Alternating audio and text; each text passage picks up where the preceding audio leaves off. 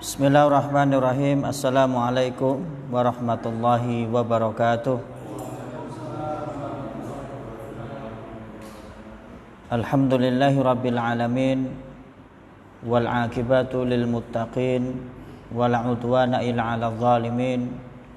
Wa nashhadu an la ilaha illallah wahdahu la syarika lahu waliyus salihin.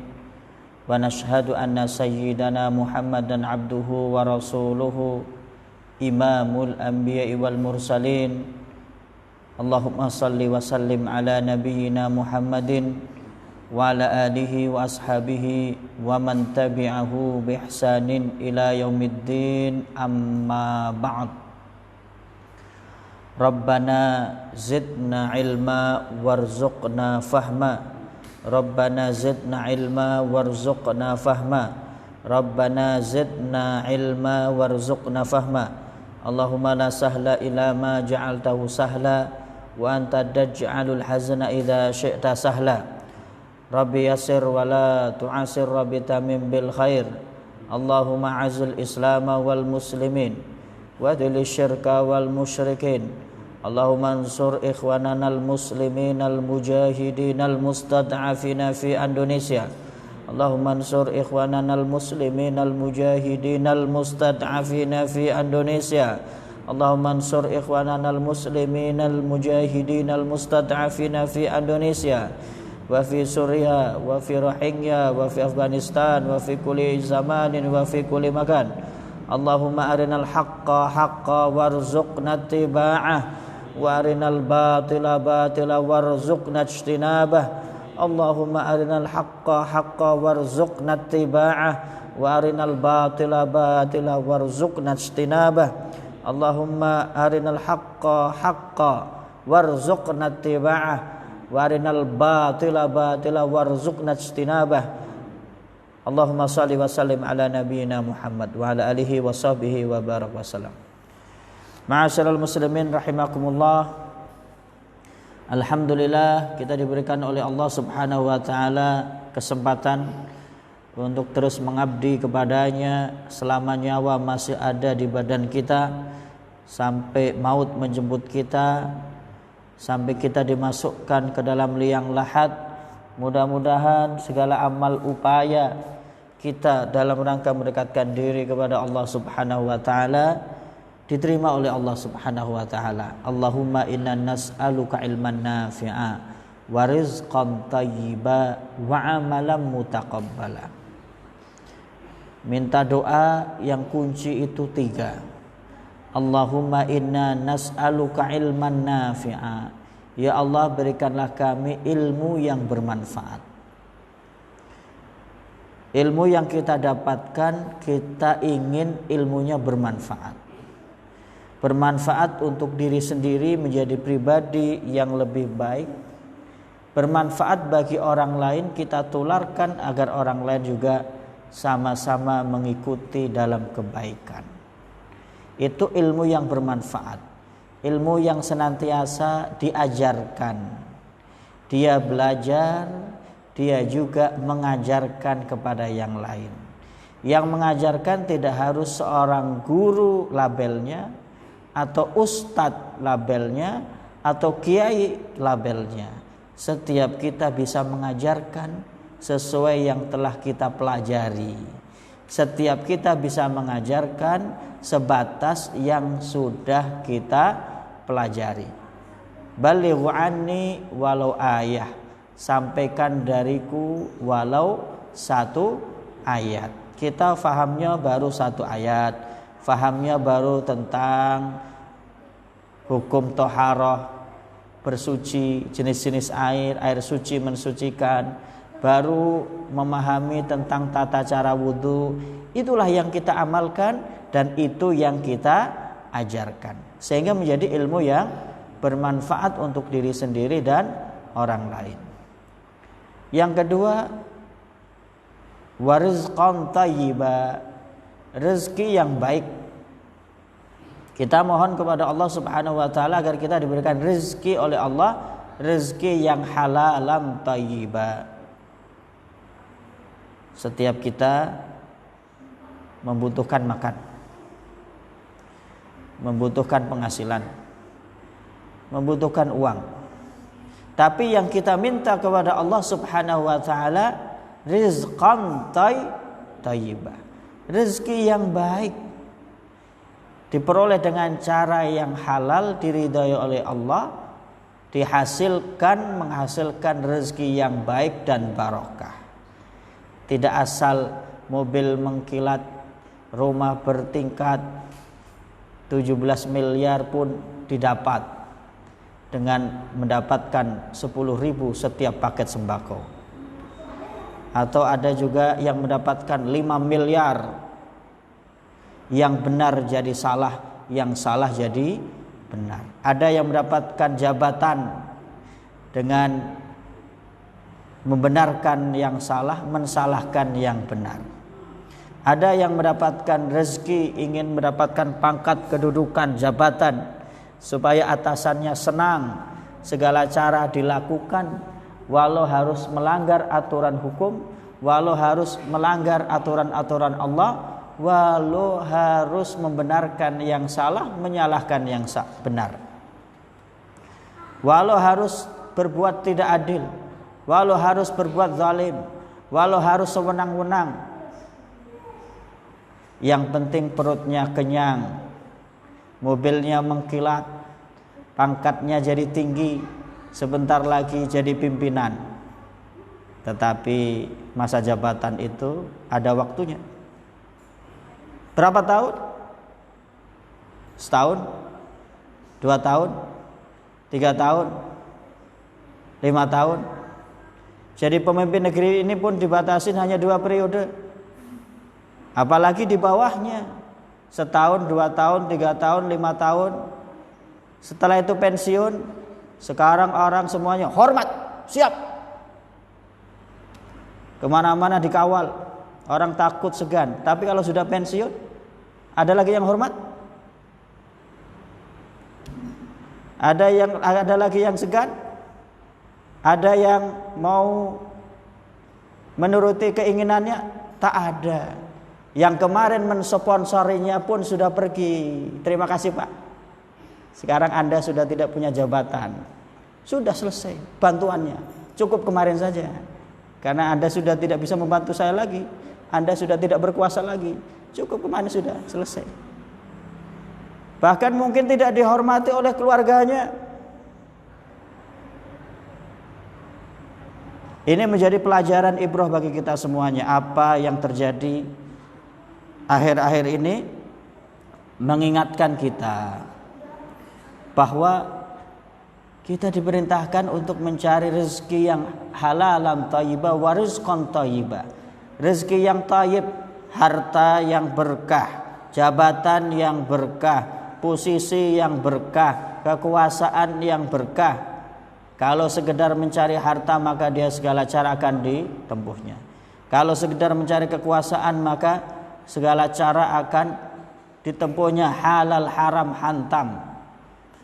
Kalau sekedar mencari posisi maka yang penting ABS, asal bapak senang, prestasi tergantung atasan. Setelah itu akan dipromosikan. Tetapi berapa lama?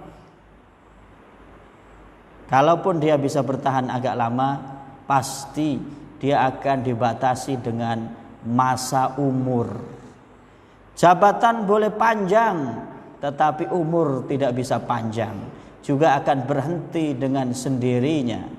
Ma'asyiral muslimin rahimakumullah. Yang ketiga, kita diperintahkan oleh Allah Subhanahu wa taala, dicontohkan oleh Rasulullah sallallahu alaihi wasallam untuk meminta apa? Wa amalan mutaqabbala, amal-amal yang diterima oleh Allah Subhanahu wa taala. Amal-amal yang diterima oleh Allah Subhanahu wa taala. Amal yang kita lakukan dalam rangka tadi mewujudkan ilmunya yang bermanfaat, mengajari orang lain, berdakwah atau mengajari keluarga, dalam rangka mencari harta yang halal, bekerja dengan cara yang benar, berkarya, berprestasi dengan cara yang diridhoi oleh Allah. Semuanya kita ingin itu menjadi amal soleh yang diterima oleh Allah Subhanahu wa ta'ala. Jangan sampai amal itu hanya motivasinya agar diterima oleh atasan, agar diterima oleh para sponsor di belakang, agar diterima oleh orang-orang yang mendukungnya, tetapi diterima oleh Allah Subhanahu wa ta'ala. Wa amalam mutaqabbala. Ini runutan yang cakep nih. Ilmunya bermanfaat, hartanya thayyib, baik, amalnya diterima oleh Allah Subhanahu wa ta'ala. Ini urutan yang sangat bermakna, karena saling keterkaitan, saling terkait. Kalau hartanya tidak thayyib, tidak baik, itu amalnya tidak diterima. Rasulullah Shallallahu Alaihi Wasallam mengingatkan, sesungguhnya daging yang tumbuh dari harta yang haram, maka neraka itu menjadi prioritas baginya. Aula bihi. Sesungguhnya daging yang tumbuh dari harta yang haram, harta haram apa? Dia boleh dengan cara riba, mencuri, korupsi, suap, memakan harta dengan cara yang batil, tumbuh bercampur dengan daging yang tumbuh di dalam tubuhnya, maka selama tubuhnya belum bersih, maka dia lebih pantas masuk ke dalam neraka jahanam. Ini kata Rasulullah Shallallahu Alaihi Wasallam. Berarti amalnya nggak diterima. Karena apa? Rezekinya tidak thayyib. Rezeki yang tidak thayyib, dagingnya tumbuh dengan dari harta yang haram, maka itu bisa menyebabkan masuk ke dalam neraka Allah Subhanahu wa ta'ala. Na'udzubillah min. Kita minta kepada Allah yang pertama ilmu yang bermanfaat, amin. Yang kedua rezeki yang thayyib, baik, amin. Dan yang ketiga kita minta kepada Allah amal-amal kita diterima oleh Allah Subhanahu wa ta'ala. Salat, puasa, zakat, haji, hadir kita di ta'lim ini mudah-mudahan diterima oleh Allah Subhanahu wa ta'ala. Jamaah sekalian rahimakumullah,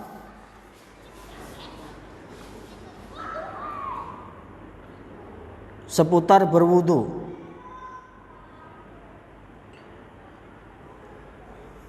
Tentang tata cara wudu sudah kita bahas. Rukun berwudu sudah kita bahas. Ada pertanyaan, apakah sah berwudu menggunakan cat kuku? Kalau kita menyebut apa? Kutek. Apakah sah berwudu anggota badannya terkena cat tembok atau terkena cat besi? Ada aspal yang nempel, apakah wudunya sah? Segala sesuatu yang menghalangi sampainya air di kulit, maka itu menyebabkan tidak sahnya wudu.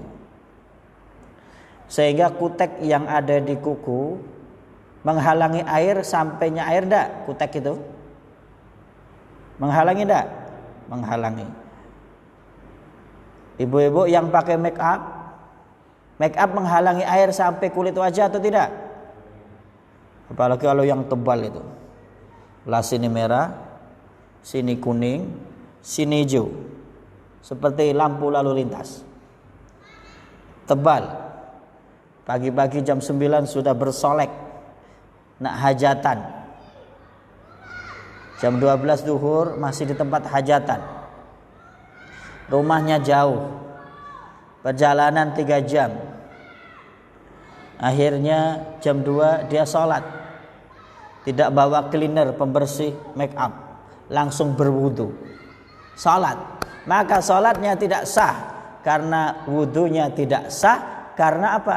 Karena air tidak sampai kepada kulit wajah, terhalang oleh make up. Maka ibu-ibu yang memakai make up agar wudunya sah, sholatnya sah, maka dibersihkan dulu sampai bersih itu make up. Biasanya ada cairan pembersihnya kan. Begitu juga kutek yang nempel di kuku dibersihkan. Begitu juga cat yang nempel di kulit. Bapak-bapak ini kalau ngecat, ada cat tembok nempel, tidak hilang, tidak larut. Ada cat besi nempel, ada aspal nempel. Yang bekerja di kontraktor aspal nempel, semen nempel di kulit, maka bersihkan dulu itu sampai hilang, tidak ada yang menghalangi sampainya air ke kulit, baru berwudu, insya Allah wudunya sah. Tetapi kalau masih ada, wudunya tidak sah. Kalau wudunya tidak sah, sholatnya tidak sah. Yang kedua, apakah sah berwudu orang yang bertato? Bukan bertaruh ya, tato bukan taro. Ada yang pakai tato sini?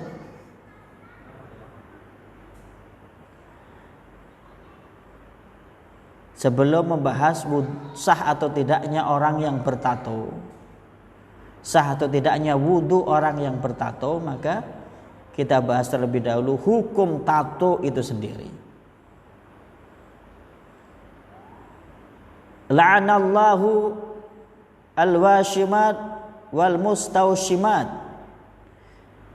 Sabda Rasulullah SAW sebagaimana dalam hadis riwayat Imam Bukhari, la'anallahu, Allah melaknat al-washimat. Siapa yang dilaknat? Al-washimat, pembuat tato, pengukirnya, senimannya yang membuat tato.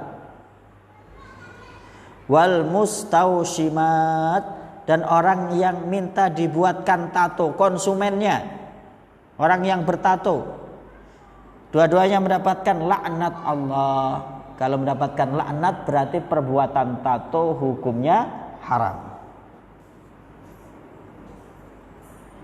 Bagaimana sudah terlanjur badannya bertato dan sekarang alhamdulillah mendapatkan hidayah, bertobat, ya kita saksikan di beberapa kesempatan sekujur tubuh tato, mulai muka bertato, diukir, telinga bertato, tangannya bertato, badannya bertato, tapi dia rajin salat jamaah di masjid. Bahkan dia rajin keliling berdakwah. Sah tidak wudunya itu?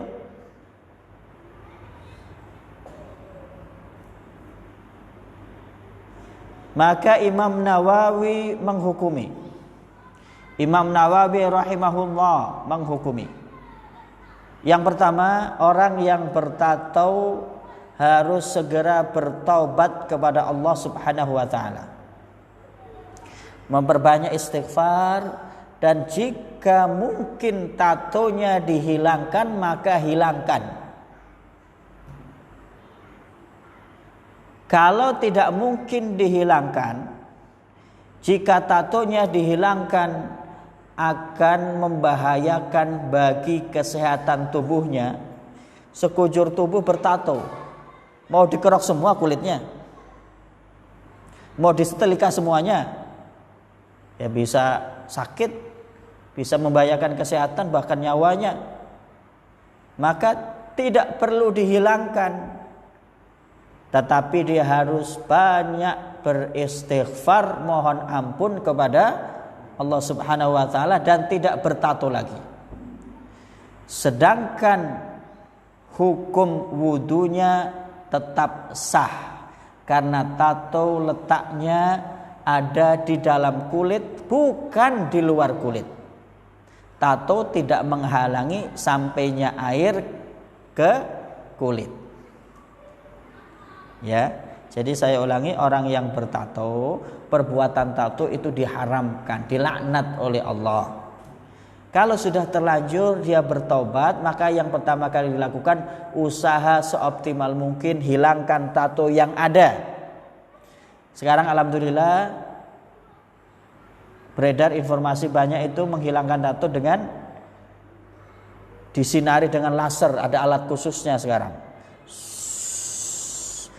Dengan alat tertentu sinar laser dalam waktu tertentu hilang. Kalau itu terjangkau oleh dia dan biayanya terjangkau oleh dia, dan atau dia mungkin untuk menghilangkan tato dengan cara lain tanpa membahayakan tubuhnya, maka dia wajib menghilangkan tatonya.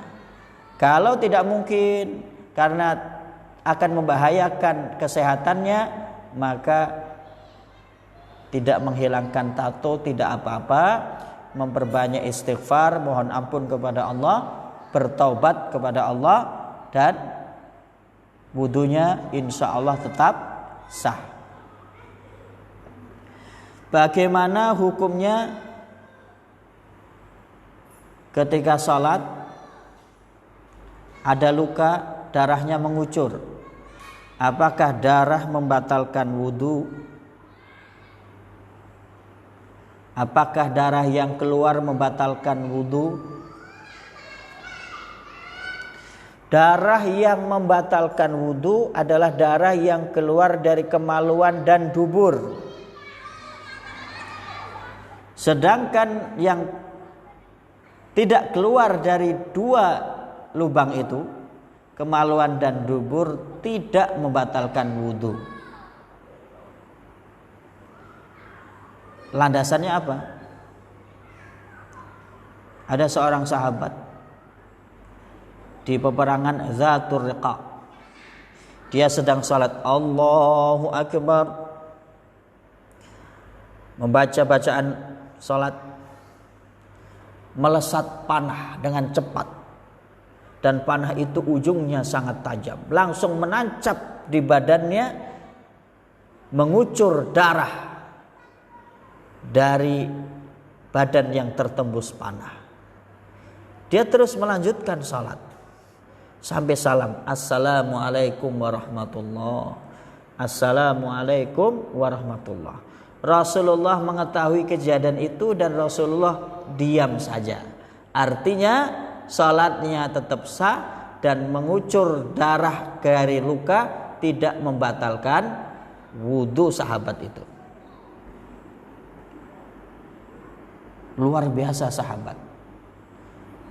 Sedang salat tertembus panah, salatnya diselesaikan sampai salam. Kalau kita seperti itu gimana kira-kira?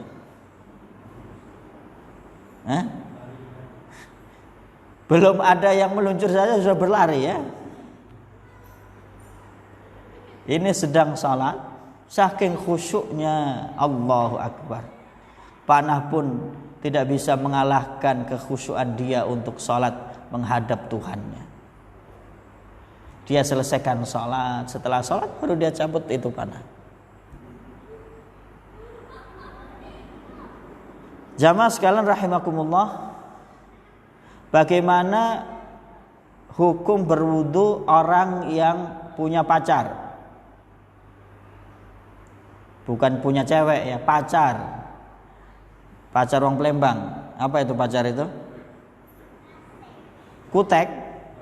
Beda dengan kutek. Ya, kalau kutek itu pakai cat yang dicatkan di kuku. Kalau pacar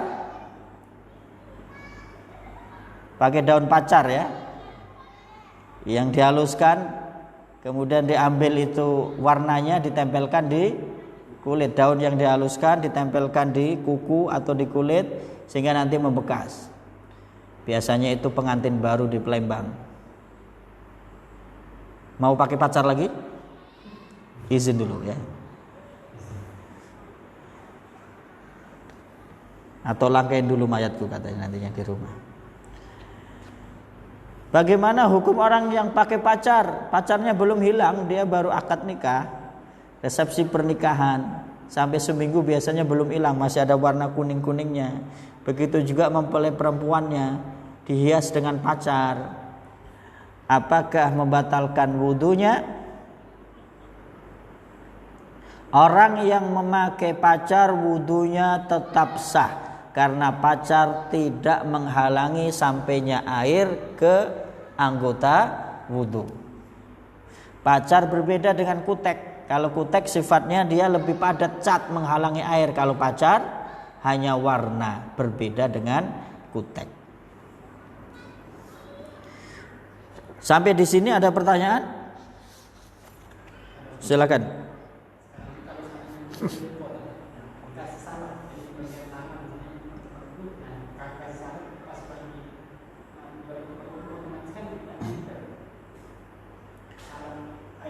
salep ya.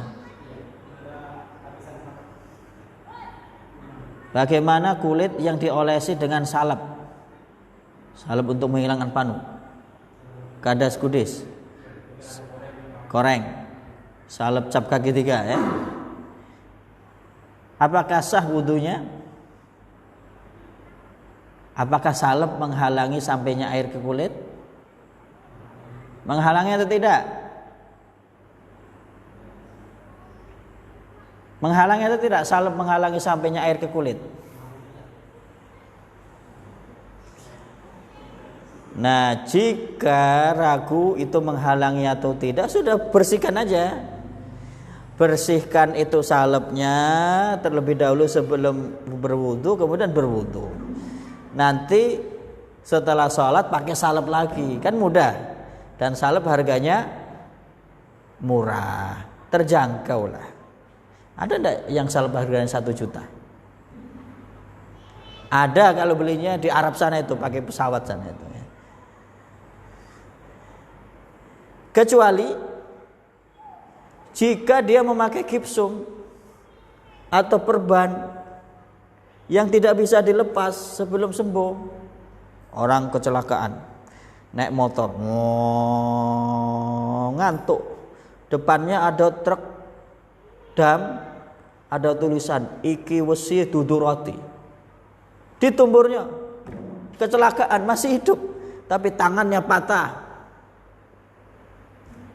Sama dokter digipsum supaya tidak bergerak-gerak dan supaya tulangnya segera pulih kembali. Digipsum, gak boleh dilepas sampai sembuh.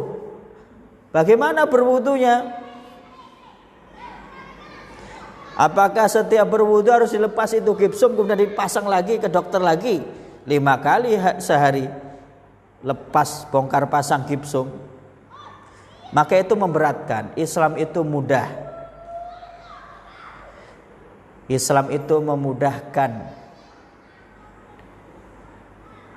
Orang yang memakai gipsum atau perban karena proses penyembuhan dan tidak mungkin untuk dilepaskan sebelum sembuh, maka tata cara berwudunya dibasuh di luar gipsum atau perban, tidak usah dilepas.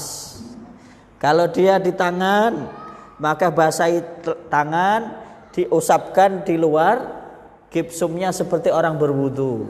Tapi jangan juga disiram pakai ember, kaki masuk gala ya. Lukanya tidak sembuh-sembuh, tidak kering-kering ya. Cukup tangannya dibasahi dengan air, diusapkan di luar gipsum atau perbannya.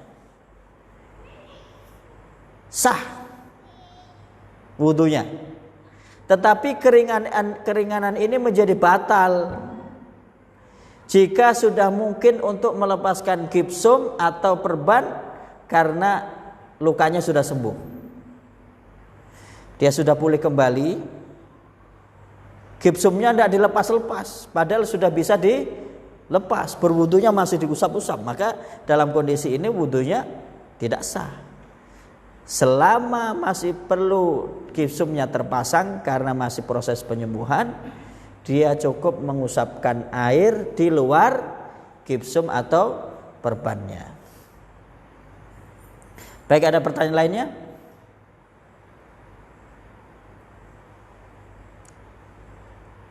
Ada? Tidak ada. Nah, sekarang berwudu saat menggunakan khuf, sepatu boot dan kaos kaki. Orang Arab atau Asia Tengah lah, juga Asia Tengah, itu di sana musim dingin. Kalau musim dingin, itu biasanya mereka memakai khuf. Khuf itu terbuat dari kulit, semacam kaos kaki dari kulit, dipasangkan di kakinya sampai menutupi mata kaki. Baru kemudian dia pakai sandal atau pakai sepatu kemana-mana untuk menghindari rasa dingin di kakinya. Negara-negara Timur Tengah Eropa, Asia Tengah yang sering turun salju, kalau sedang musim dingin luar biasa dinginnya. 5 derajat, 0 derajat, bahkan ada yang minus di bawah 0 derajat. Saya ketika masih kuliah di Libya merasakan dinginnya luar biasa, padahal Libya belum sedingin negara-negara Eropa kalau musim dingin. Baru 5 derajat atau 3 derajat. Kalau negara Eropa di bawah 0 derajat sampai jadi es semua itu. Jadi kalau sedang banyak es, mudah untuk bikin es teh. Ya esnya tinggal ngambil di jalanan. Kalau galak ya beda ya, es yang salju di jalanan dengan es yang di kulkas, beda rasanya ya. Yang di jalanan nggak sehat, nggak dianjurkan untuk langsung dikonsumsi. Sedang musim dingin itu menggigil, pakai kaos dalam, pakai itu yang daleman yang kayak baju Hanoman yang ketat itu, pakai sweater, pakai jaket, masih dingin. Kakinya juga pakai kaos kaki 1 rangkap masih dingin, 2 rangkap masih dingin, 3 rangkap masih dingin, 4 rangkap. Ada khuf namanya, dia lebih hangat karena terbuat dari kulit, dipakai dari ujung kaki sampai di atas mata kaki. Itu dipakai, baru pakai sepatu, hangat kakinya. Bagaimana berwudu orang yang memakai khuf? Orang yang memakai khuf baik dalam keadaan menetap, mukim atau safar dalam perjalanan, tidak harus melepas khufnya. Cukup mengusap khufnya bagian luarnya ketika dia sampai urutan saat harus mencuci kaki. Tidak harus dicuci kakinya, cukup diusap bagian luar khufnya, maka itu sudah menggantikan proses mencuci kakinya. Bagi kita mungkin sepele urusan mengguyur air ke kaki, karena musim kita musim tropis. Di sini berapa derajat Celcius? 27, 30. Di sana 5 derajat, 0 derajat, airnya seperti air kulkas. Bagaimana kalau disiramkan ke kaki? Sangat dingin. Maka ada keringanan. Dalil mengusap alas kaki atau khuf. Al-Mughirah meriwayatkan, aku bersama Nabi SAW dalam perjalanan, maka aku berniat untuk melepaskan kedua khuf beliau sebelum beliau berwudu. Khidmatnya sahabat, khufnya Nabi mau dilepaskan oleh sahabat tadi. Tetapi Rasulullah melarang, biarkan, karena aku memakainya dalam keadaan suci. Maka Rasulullah pun mengusap bagian luar kedua khufnya tanpa melepaskan khufnya. Maka landasan ini menjadi dalil sahnya berwudu dengan mengusap khuf atau alas kaki. Tetapi syarat dan ketentuan berlaku. Bagaimana cara membilasnya? Membasuhi tangan dengan air. Tangan kanan mengusap khuf kaki kanan, tangan kiri mengusap khuf kaki kiri. Basahin, kemudian bareng mengusap. Tangan kanan mengusap khuf kaki kanan, tangan kiri mengusap khuf tangan kaki kiri. Atau dengan cara menyilangkan, basahi air, kemudian disalangkan, tangan kanan mengusap khuf alas kaki yang ada di tangan kaki kiri, tangan kiri mengusap alas kaki yang ada di kaki kanan. Yang diusap bagian atasnya saja, tidak perlu mengusap bagian bawahnya. Nah, selesai.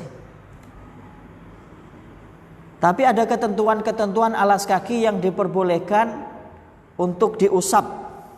Satu, terbuat dari benda yang suci, bukan dari bahan yang diharamkan untuk dipakai atau zat yang diharamkan zatnya.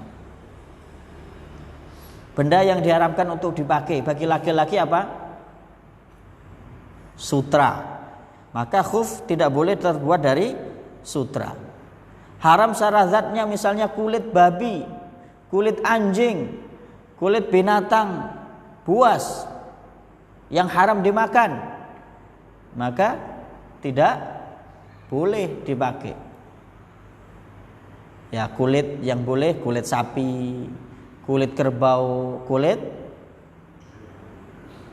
ayam, pacak ya kulit ayam, lebar ya pacak disesetin kulit ayam. Lebih baik kulit ayam itu enaknya dikasih tepung terus jadi fried chicken, digoreng. Oh, sedap ini, sebentar lagi nih habis sisa.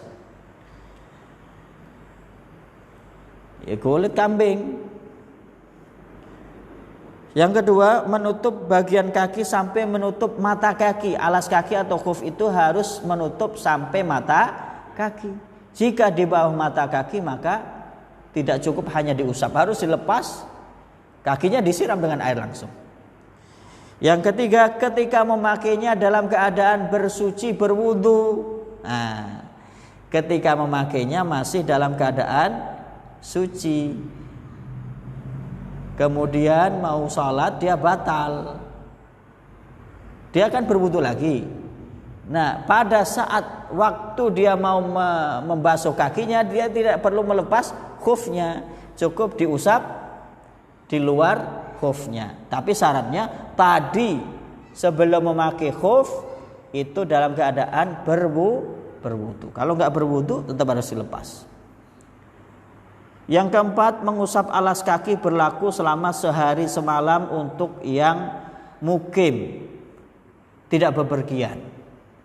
Sehari semalam saja berlakunya itu. Dan 3 hari 3 malam bagi yang safar, bepergian. Jika melebihi waktunya ia harus mengulanginya.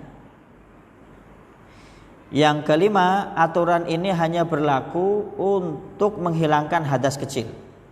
Sedangkan hadas besar seperti mandi junub harus dicuci kakinya, khufnya harus dilepas. Hanya berlaku untuk menghilangkan hadas kecil ketika berwudu. Hadas besar mandi junub harus dilepas. Hal-hal yang membatalkan mengusap alas kaki atau khuf. 1, masa tenggang sudah habis. 1 hari 1 malam untuk yang mukim, 3 hari 3 malam untuk yang safar. Sudah habis, sudah. Yang kedua, junub. Kalau dia junub bersenggama dengan istrinya, maka masa berlaku keringanan untuk hanya mengusap khuf menjadi batal. Dia wajib melepaskan khufnya ketika junub dan berwudu karena batal sudah keringanannya. Yang ketiga, khuf itu dibuka. Jika khufnya dibuka, maka keringanan untuk mengusap khuf menjadi batal. Nah, dibuka, mau wudu dipakai lagi. Ini namanya ngakal-ngakalin ini. Tadi dibuka, giliran wudu dipakai. Maka ketika sudah dibuka, keringanan ini menjadi batal. Ketika belum dibuka masih berlaku, cukup mengusap bagian luar khufnya. Bagaimana dengan memakai kaos kaki dan sepatu? Khuf itu memang pakaian orang-orang terdahulu, khususnya orang Arab. Tapi sekarang ada kaos kaki, ada sepatu. Bagaimana? Apakah cukup mengusap bagian luar kaos kaki dan luar sepatu? Hukumnya sama dengan khuf? Nah, ini ikhtilaf ulama. Ada sebagian ulama yang menyamakan hukumnya kaos kaki dan sepatu sama dengan khuf, sehingga cukup diusap bagian luarnya saja ketika berwudu. Maka kadang Ya kalau umroh ya, nanti jangan terheran-heran. Ada orang pakai sepatu berwudu, sepatunya enggak dilepas. Dia berwudu, kumur-kumur mencuci muka, membasuh tangan, kepala, telinga. Giliran kaki, dia cukup ngambil air dengan tangan diusapkan di luar sepatunya. Jangan ngomong ente enggak sah itu wudunya. Jadi yang ngikutin ulama yang berpendapat sepatu dan khuf asalkan menutupi mata kaki dan memenuhi ketentuan-ketentuan tadi, maka cukup mengusap bagian luarnya. Sebagian ulama berpendapat sepatu dan kaos kaki tidak sama dengan khuf, sehingga harus dilepas ketika akan berwudu dan dibasuh secara langsung ke kaki. Tidak cukup hanya dibasuh di luar kaos kaki maupun sepatunya. Baik, sampai di sini ada pertanyaan, silakan.